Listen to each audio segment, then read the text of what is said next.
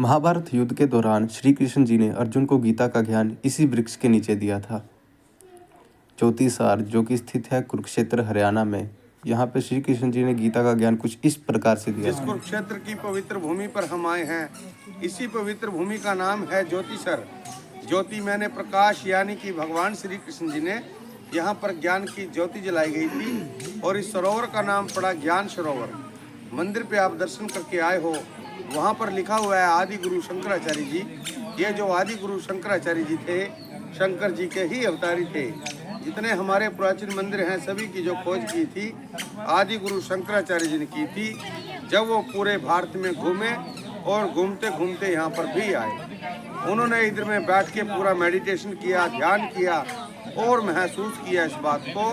फिर उन्होंने कह दिया कि जो भगवान श्री कृष्ण जी ने गीता गाई थी और ठीक इसी स्थान पर ही गाई गई थी।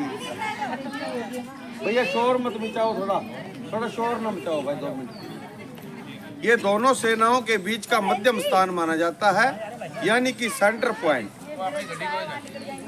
प्रभु जी, जो कौरवों का सेना था वो पश्चिम दिशा में था और पूर्व दिशा में पांडव थे।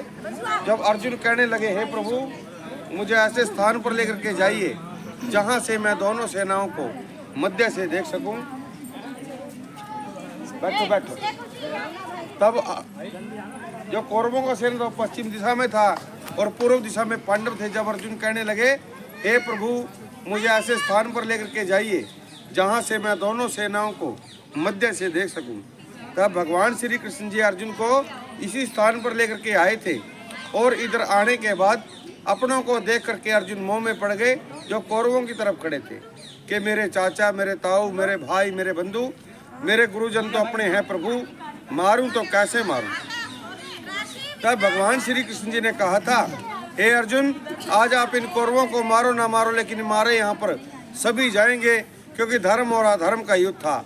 हे अर्जुन आज मैं आपको ऐसी दिव्य दृष्टि, ऐसी शक्ति, ऐसी भक्ति देने जा रहा हूँ जो युगों युगों तक महान ऋषियों ने मेरे लिए जप किए हैं, तप किए हैं, हवन किए हैं, और ऐसा स्वरूप मेरा उनको भी नहीं देखने को मिला। तब भगवान श्री कृष्ण जी ने विराट स्वरूप के दर्शन इसी स्थान पर करवाए थे और अपने मुख में तीनों लोकों का ब्रह्मांड दिखा दिया। बहन जी बैठिए। कि अर्जुन कण कण के अंदर तो मैं हूँ, क्षण क्षण के अंदर मैं ही समाहित हूँ। आप अपना मोह त्याग दो और युद्ध की शुरुआत करो। प्रभु जी, अर्जुन का जो मोह था वो इसी जगह से खत्म हुआ और युद्ध की शुरुआत इसी जगह से शुरू हुई थी। ये 48 कोस 156 किलोमीटर का जो रणभूमि का क्षेत्र माना जाता है। कहते हैं युद्ध से पहले तो ना किसी का घर था, ना मकान था, ना शहर था। ये पूरा एक बंजर भूमि था, जो कि कौरव और पांडवों के अपने पूर्वजों की भूमि थी। यानी 17 पीढ़ी पहले के जो पूर्वज राजा कुरु थे, राजा कुरु को श्राप था कि रात को पत्थर के हो जाते थे, दिन में पुनः जीवित हो जाते थे। उन्होंने इन तीर्थों की मिट्टी अपने शरीर पर लगाई और वो श्राप मुक्त हुए। इस बात से प्रभावित होकर के उन्होंने सत्कर्म करे, धर्म करे, दान करे, योग करे और ब्रह्मचर्य की कृषि की थी।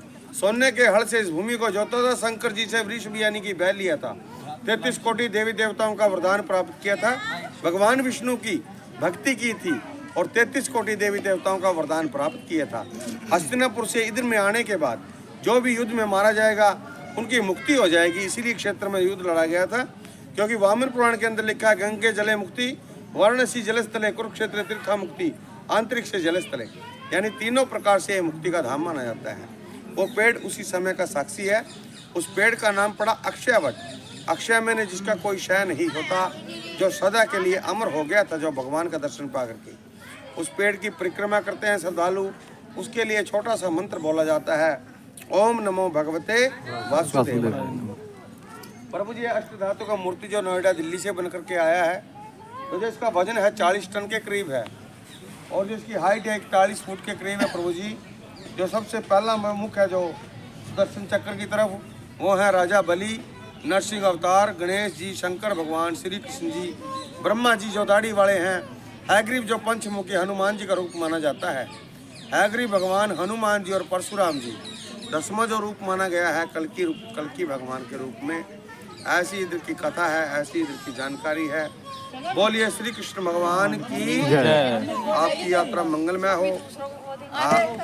आप अपनी तरफ से जो भी पंडित जी को श्रद्धा सम्मान देना चाहेंगे वो दे सकते हैं। आपकी यात्रा मंगलमय हो।